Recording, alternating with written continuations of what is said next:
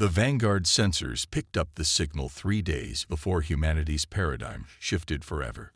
Dr. Sarah Chen stood at her console aboard the Deep Space Research Vessel, her dark eyes fixed on the rhythmic pulses that definitely weren't natural background radiation. After 20 years of searching the cosmos, humanity had finally found what it was looking for, proof they weren't alone. "It's structured," she announced to the bridge crew, her voice steady despite her racing heart. "Definitely artificial." Coming from the direction of Proxima Centauri, Captain Miguel Reyes moved to stand behind her, his weathered face reflected in the holographic display. "What kind of signal?" "It's..." Sarah paused, running another analysis. "It's an invitation." The signal was elegant in its simplicity, a repeating mathematical sequence that included basic universal constants and coordinates for a meeting point in neutral space. Humanity had dreamed of this moment for generations, but now that it had arrived, the weight of responsibility felt overwhelming. Within hours, the United Earth Council convened an emergency session. The decision was unanimous. They would answer the call, but they wouldn't go unprepared. For every diplomatic vessel dispatched, 3 warships would lurk in nearby systems, cloaked and ready. Humanity had read too much of its own history to be completely trusting. The diplomatic fleet arrived at the designated coordinates 2 weeks later. They found themselves face to face with vessels that seemed to defy physics, organic-looking ships that moved with impossible grace. The beings calling themselves the Arcturi claimed to represent something they called the Three Sovereign Powers, or TSP. "We have watched your species with great interest." The Arcturi ambassador, a tall, elegant being with iridescent scales and 6-fingered hands, told the human delegation, "Your rapid advancement from planetary civilization to spacefaring race is unprecedented in our records." What the humans didn't know then was that the Arcturi's words were carefully chosen half-truths. The TSP had indeed been watching humanity, but their interest wasn't diplomatic. They saw in humans a potential new source of labor, soldiers, and resources. What they couldn't see, was that they were making the greatest miscalculation in their 10,000 years of dominance. The first 6 months of contact were a careful dance. The TSP shared limited technological insights, mostly in the fields of medicine and agricultural science. In return, humans shared their history, culture, and art. But there were signs that something was amiss had humanity known to look for them. The TSP representatives never allowed inspections of their larger vessels. They seemed oddly interested in human physical capabilities and endurance, and they asked countless questions about Earth's population centers and defensive capabilities, always couched in terms of cultural exchange. Dr. Chen was among the first to notice the discrepancies. "Their technology doesn't match their cultural development," she told Captain Reyes during a private meeting. "They claim to have been spacefaring for 10 millennia, but some of their tech seems less advanced than ours. It's as if they're showing us a carefully curated version of their civilization." She was right, but the full truth was even more disturbing. The TSP was indeed showing a carefully curated version of themselves, not to hide their weaknesses, but to hide their true nature.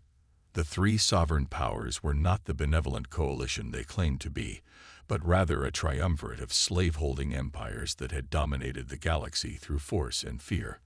The facade began to crack when a human mining colony on Europa detected unusual energy signatures at the edge of the solar system. Investigation revealed TSP ships performing detailed scans of Earth's defenses. When confronted, the Arcturi dismissed it as a navigational error. But humanity's suspicions were now fully aroused. The United Earth Council activated contingency plans that had been in place since first contact. Military production, which had never really stopped, shifted into high gear. The TSP representatives were politely but firmly restricted to designated diplomatic zones. What the TSP didn't realize was that humanity had been preparing for the possibility of hostile alien contact since the first radio telescope picked up artificial signals from space. Every technological advance shared by the aliens had been carefully studied, reverse-engineered, and in many cases, improved upon.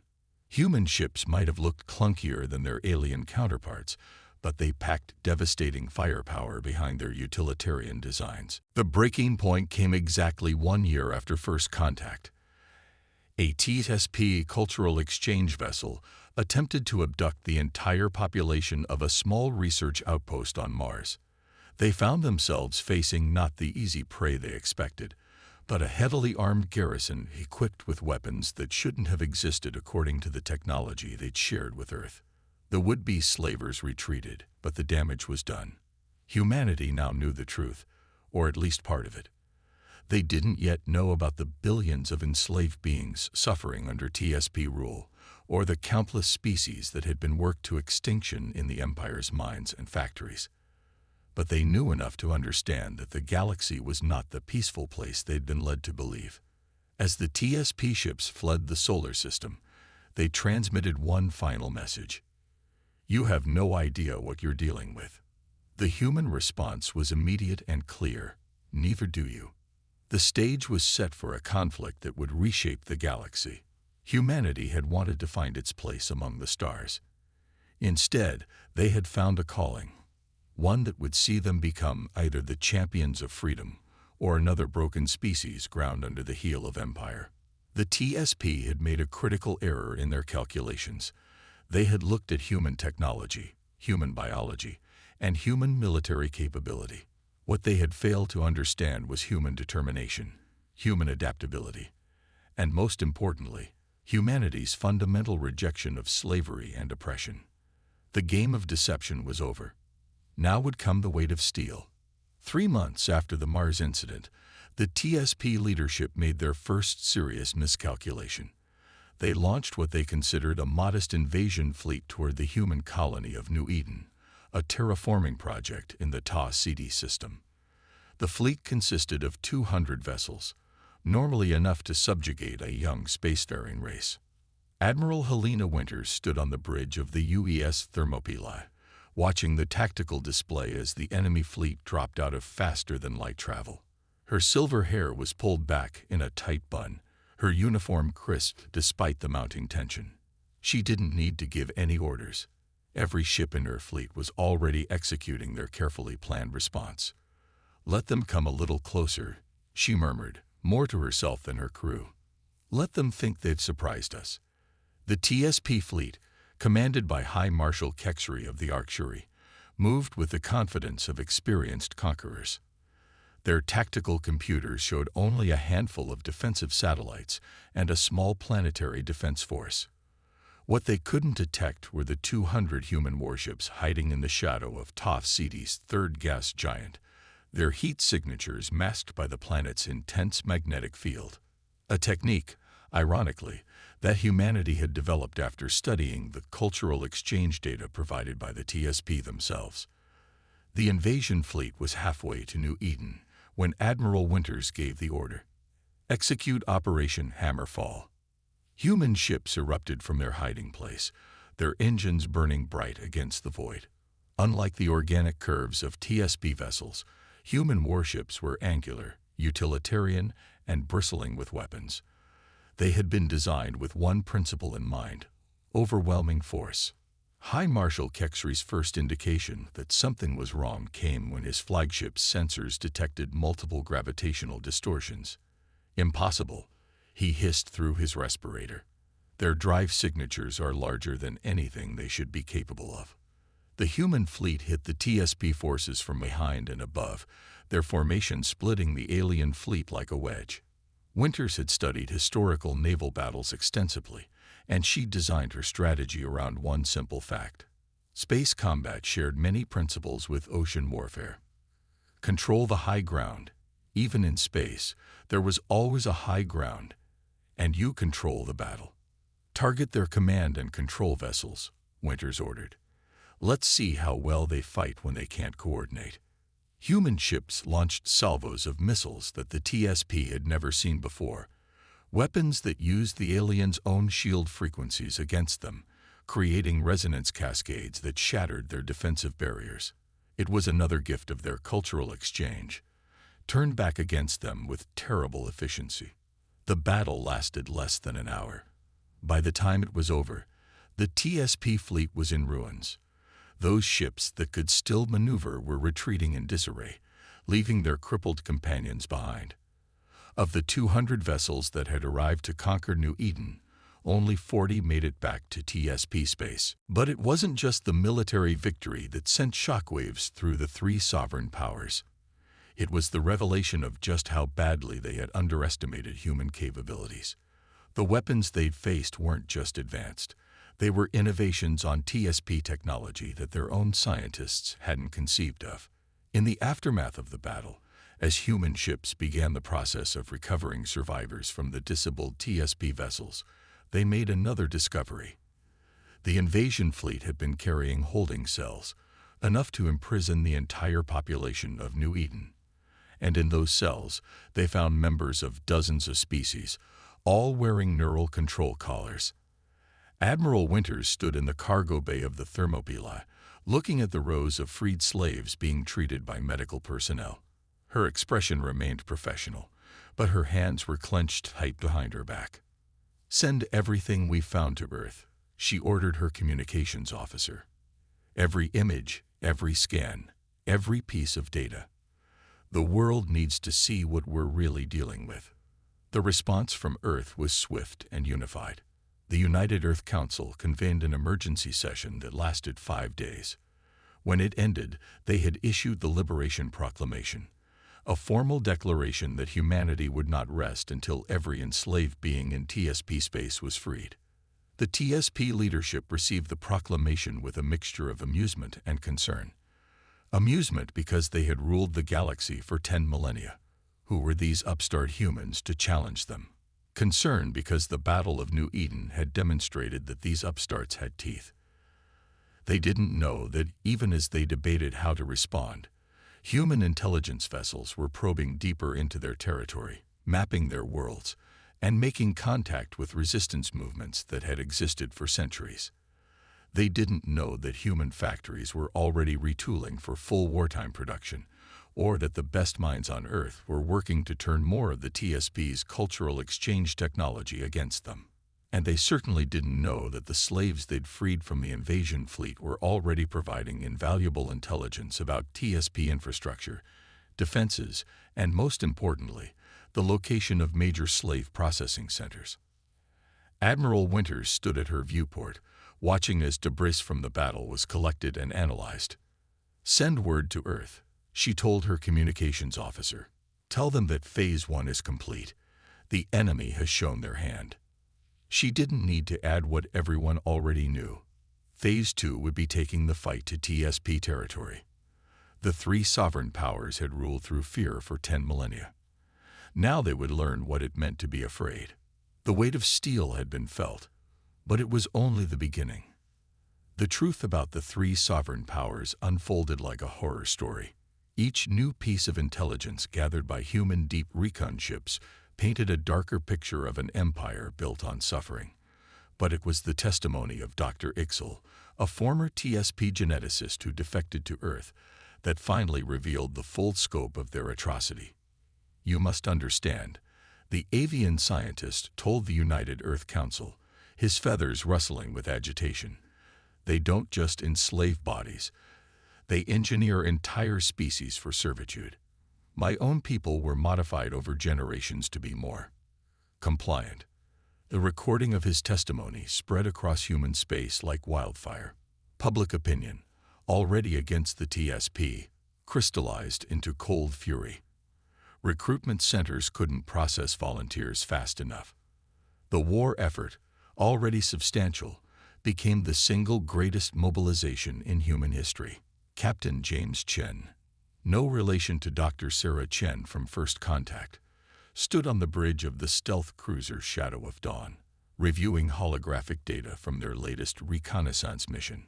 His ship had penetrated deeper into TSP space than any human vessel before, using captured technology and improved stealth systems to map slave worlds and military installations.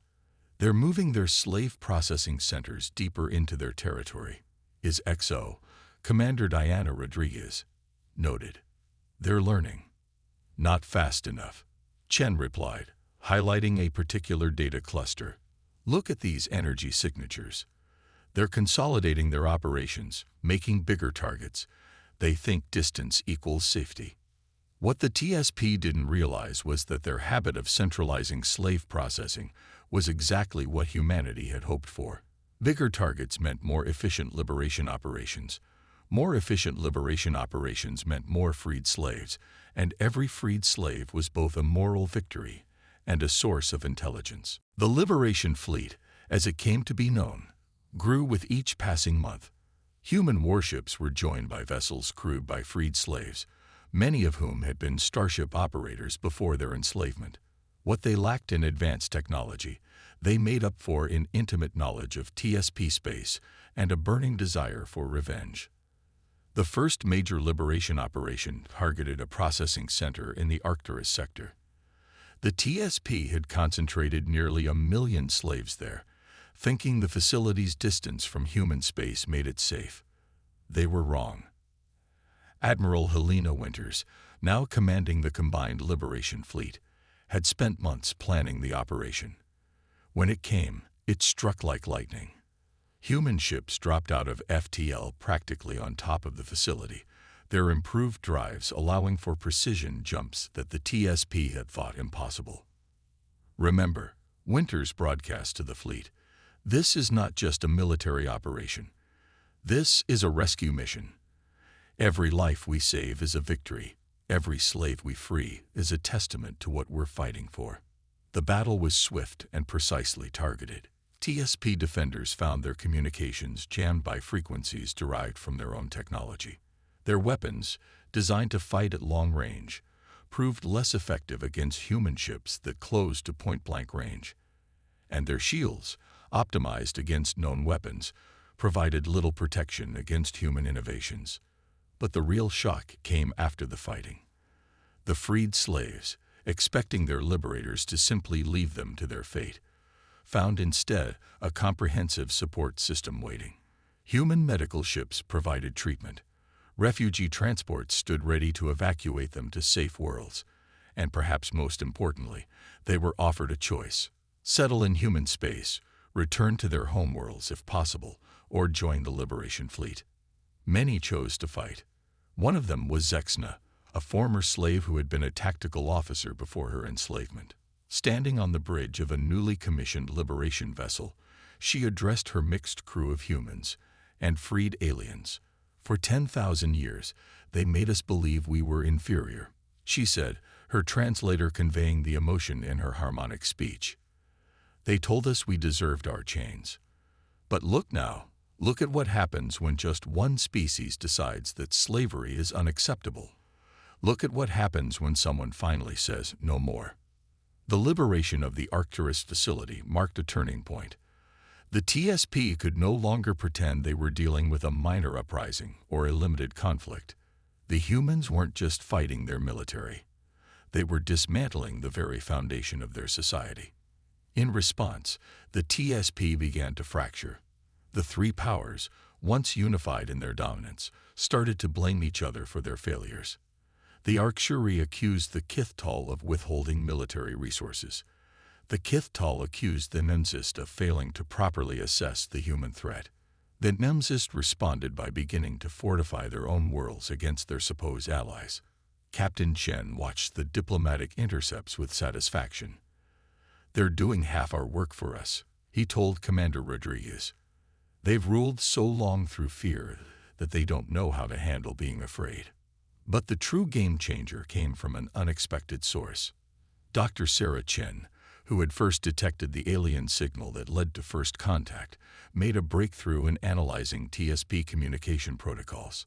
She discovered that their entire command and control structure relied on quantum-entangled communications that they believed to be unbreakable. They were wrong.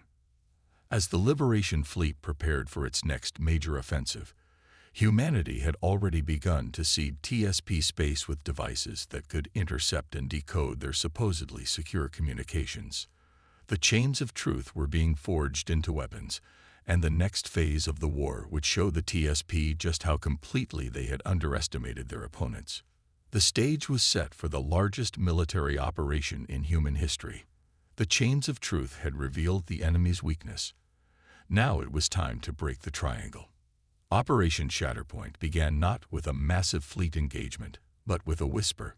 Across thousands of TSP worlds, communication systems suddenly began broadcasting the truth. Unfiltered footage of slave camps, documentation of genetic manipulation programs, and proof of the systematic destruction of civilizations. The carefully maintained wall between the TSP's privileged citizens and the brutal reality of their empire cracked. Admiral Winters sat in her command chair aboard the newly commissioned UES Liberator, watching as reports flooded in from across TSP space. Civil unrest had erupted on hundreds of worlds. The Nensist, the weakest of the three powers, faced open rebellion from within their own population. Consciousness, she mused, can be more devastating than any weapon. The first target was the Nensist Empire. Human intelligence had identified them as the most vulnerable of the three powers, their society already strained by internal conflicts and resource shortages. The Liberation Fleet struck their capital system with overwhelming force. But this time, they weren't alone. Synchronized uprisings erupted across Nensist space.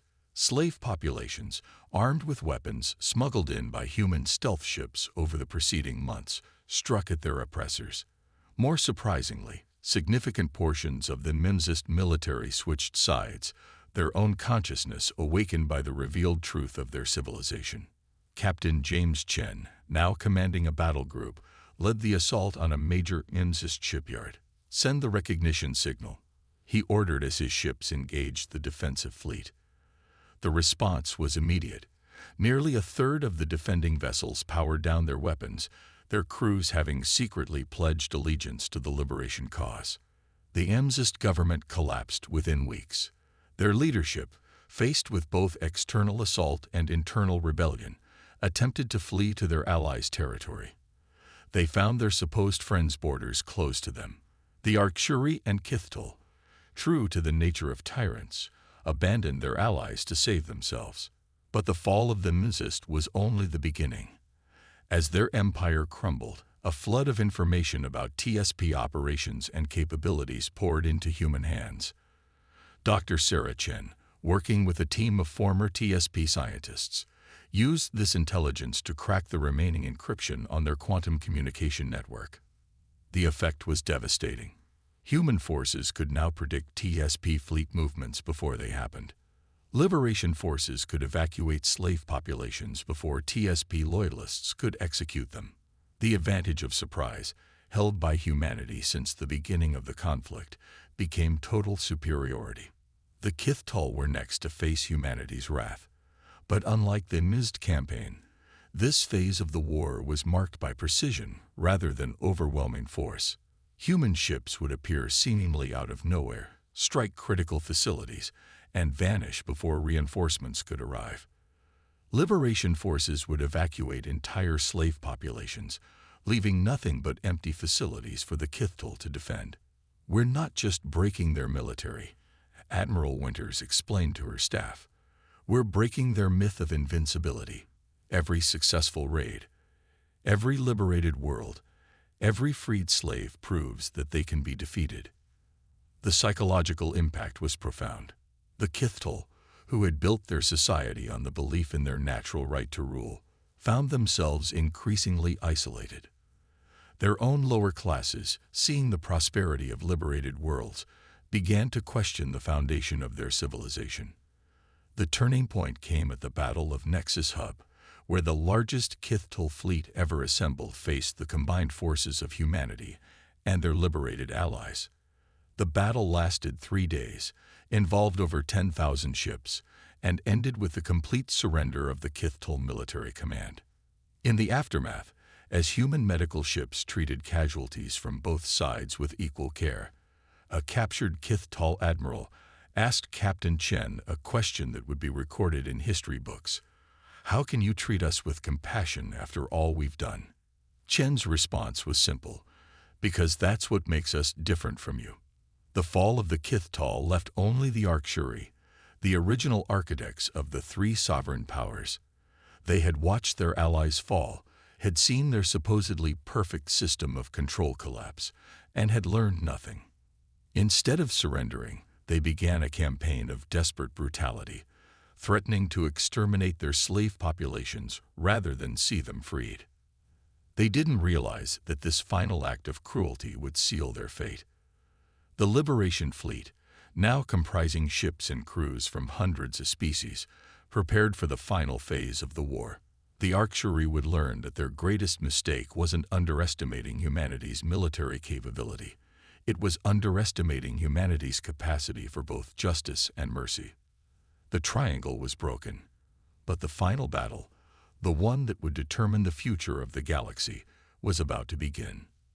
The final confrontation with the Arctuary revealed an uncomfortable truth about sentient nature. Those who have held power the longest often fight most desperately to keep it. As humanity and their allies prepared for the last campaign, the Arctuary demonstrated just how far they would go to maintain their grip on power. They began destroying entire worlds rather than see them liberated. Admiral Helena Winters stood before the combined fleet's command staff, her face illuminated by the holographic display of the devastation. 3 billion dead on Nexus Prime, she reported, her voice tight with controlled anger. They triggered artificial solar flares rather than let us free the population. But the Arctuary's brutality had an unintended effect. Species that had remained neutral in the conflict, many of them former TSP client states, now pledged their support to the Liberation Fleet. The Arctuary's desperate gambit didn't demonstrate their strength. It exposed their weakness. Dr. Sarah Chen, working with a coalition of xenobiologists and former TSP scientists, made the breakthrough that would end the war. Their neural control technology, she explained to the War Council, it's not just used on slaves. Their entire society is built on layers of control right up to their leadership. The implications were staggering. The Arctuary hadn't just enslaved other species, they had enslaved themselves, creating a hierarchy of control that reached from the lowest slave to the highest noble. It was a system so ingrained in their civilization that they could no longer imagine existence without it. Captain James Chen led the mission that would exploit this discovery. His battle group, comprised of ships from 20 different species, penetrated Arctuary space using their own stealth technology against them. Their target wasn't a military installation or a slave processing center. It was the central control node for their entire neural network. Remember, he told his crew as they approached their target, we're not here for revenge. We're here to free everyone, including the Arctuary themselves. The battle for the control node was the most intense of the war. The Arctuary threw everything they had at the Liberation Forces, recognizing the existential threat to their way of life. But they had never faced an enemy like this. Not just humans, but a coalition of species fighting for freedom rather than conquest. The turning point came when Dr. Chen's team successfully infiltrated the control node systems. With surgical precision, they began shutting down the neural control network, starting with the military command structure. Arctuary ships suddenly found their crews freed from generations of conditioning, experiencing true free will for the first time in their species' history. The effect cascaded through Arctuary society. As the control network failed, centuries of artificial barriers between social classes disintegrated. The Arctuary discovered something their ancestors had forgotten: their natural capacity for empathy, buried but not destroyed by millennia of technological control. Admiral Winters watched from the bridge of the Liberator as Arctuary ships began powering down their weapons. "Send the message," she ordered. "To all ships, all worlds, all species. The war is over. Freedom is no longer a dream. It's a reality." The aftermath brought challenges no one had anticipated. Freed from neural control, many Arctuary were horrified by what their civilization had become. They were the first to propose the Galactic Concordat, a binding agreement that would forever ban neural control technology and ensure no species could ever enslave another again.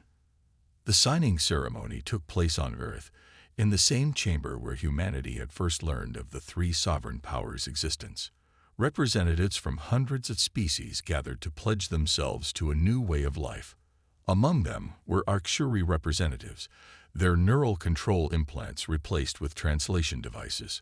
Dr. Sarah Chen, attending as humanity's chief xenoscientist, found herself seated next to a former Arcturian neural control engineer. "How do you feel?" she asked, being free. The Arcturian's response was thoughtful. "Terrified," they admitted. "Exhilarated. For the first time in our history, we don't know what comes next, but we know it will be our choice." As the new galactic civilization took its first steps, humanity found itself in an unexpected role. Not conquerors, not saviors, but partners in building something unprecedented. A society where freedom wasn't just a right, but a fundamental principle of existence. Admiral Winters, speaking at the ceremony's conclusion, summed up the journey. "We came to the stars looking for our place in the galaxy. What we found instead was our purpose, to ensure that every sentient being, regardless of their origin, has the right to choose their own destiny." The three sovereign powers were gone, but their legacy served as an eternal reminder. The galaxy would bear the scars of their rule for generations, but those scars would also serve as a warning. Never again would any species be allowed to claim dominion over another. Never again would chains, physical or neural, be accepted as natural law. Dawn had broken over the galaxy, and in its light, billions of beings, human and alien alike, looked to the stars not with fear, but with hope. The age of slavery was over. The age of freedom had begun.